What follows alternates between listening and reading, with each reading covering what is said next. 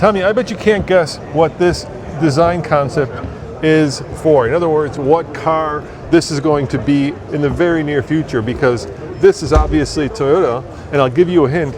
It is one of the most popular car models, not just that Toyota built, but in the world. I think it's the most popular. What you're looking at here, folks, is the upcoming Corolla. So the Corolla has been known for many things over the years. It's been known for reliability, affordability, just a great car to get around the world in.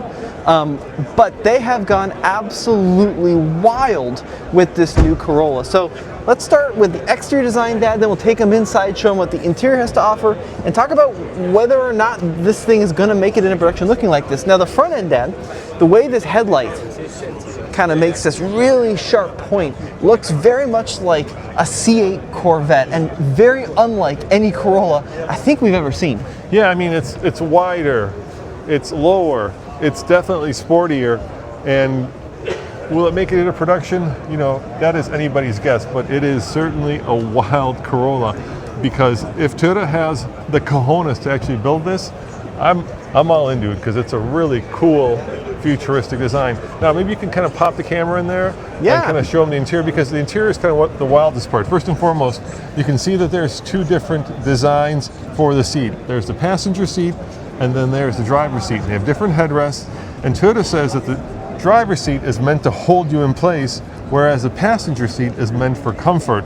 So that's why they're different. I've never seen a car with two different seats and two different headrests. It's got to be a production nightmare, but I have seen a car that has a yoke, and fortunately this one has a regular old steering wheel. It does, which is awesome. And you know, what's interesting about this, Dad, is if you look at some of the other concepts that Toyota has revealed today, right, they are so far outlandish and far-fetched that you just know it's never going to happen. But when you look at some of the fit and finish and the fact that it has real door handles and it has real mirrors, it's kind of clear that they might actually do something very similar to this. So poking our head into the back, you can see completely flat floor inside this vehicle. It's got this bench bucket design, which I really like, with these little butt rests that are kind of inset into the base of the seat. Look at those really elegant little seat belt catches. Like if they're developing a concept car with USB-C ports in the back and real seat belts, I think this thing might actually make it into production. Do you like this material on the door? It's so good looking. It's very Swedish in some ways. That's very Volvo-esque. Yeah, and I really like the ambient lighting as well that you kind of see there. And what do you think, once you pop it in there for a second, what do you think that little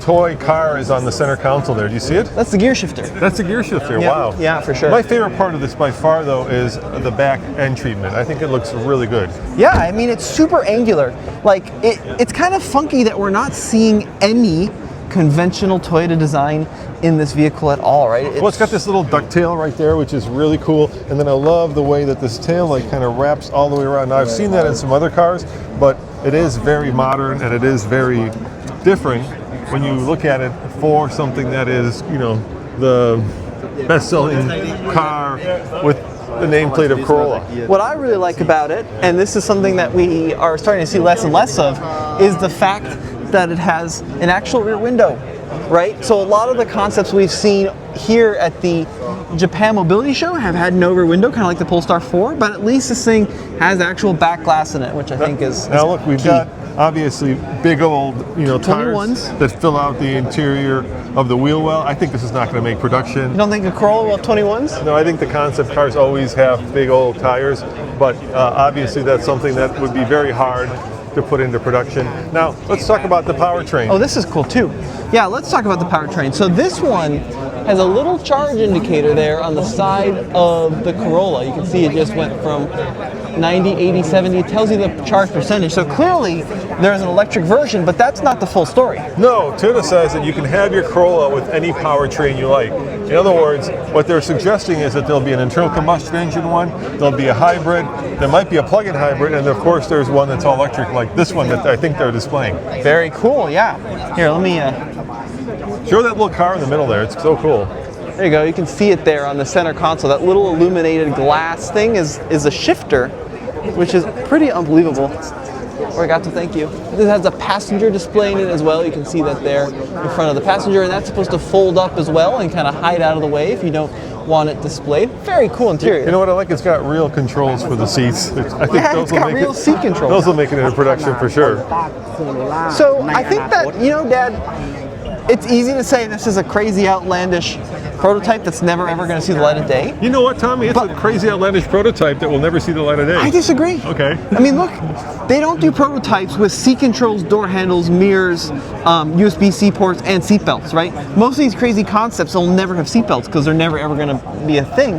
This car, I'm not sure it's going to look exactly like this, but I really think this might be a good teaser at what the new Corolla might look like. Now, for a while there, Tommy, at auto shows when we went to, obviously the concept was very much different from the reality. So when they made the real car, they kind of took the magic out of it. They made it much more production ready.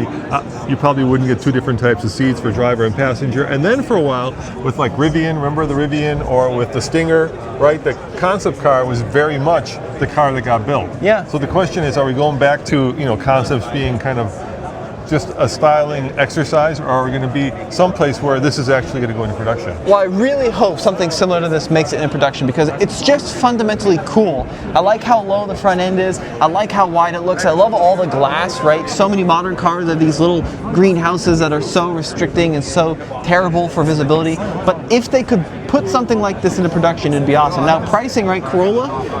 30,000. Mid-20s, Yeah, right? up to 30, Up to maybe. mid-30s. Yeah. Obviously, if it was fully electric, I might expect it to be a little bit more expensive than that. But a hybrid version, if you could get this design for $29,000, that'd be a heck of a deal. I think I figured it out, Tommy.